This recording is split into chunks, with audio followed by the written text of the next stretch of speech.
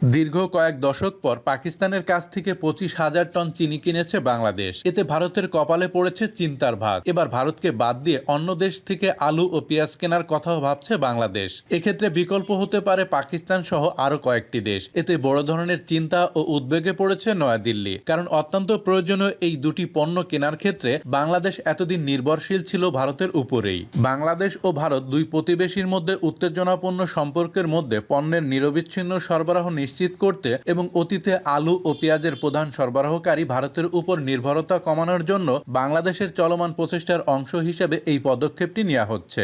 বাংলাদেশ ঐতিহ্যগতভাবে তার আলু আমদানির জন্য ভারতের উপর নির্ভর করে থাকে, আর পেঁয়াজ প্রাথমিকভাবে ভারত মিয়ানমার থেকে নেয় বাংলাদেশ। তবে পাকিস্তান, চীন এবং তুরস্ক থেকেও কম পরিমাণে পেঁয়াজ আমদানি করা হয় বাংলাদেশে। তবে ভারতীয় বাজারের ক্রমবর্ধমান দাম বাংলাদেশকে বিকল্প সরবরাহকারী খুঁজতে বাধ্য করেছে বলে জানা গেছে।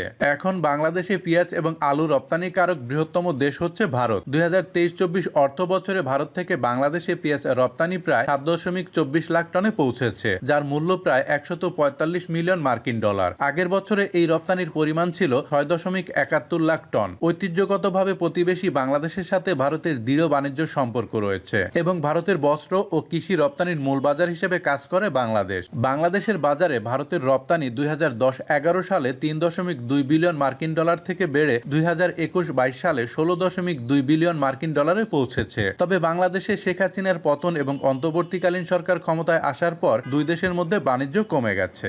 ভারত থেকে আলু না কিনে বিকল্প উৎস হিসাবে জার্মানি, মিশর, চীন এবং স্পেন থেকে এই আমদানি করার পরিকল্পনা রয়েছে বাংলাদেশের। একই সঙ্গে পাকিস্তান এবং তুরস্ক থেকেও পেঁয়াজ সংগ্রহ করা যেতে পারে বলে মনে করছে বাংলাদেশ।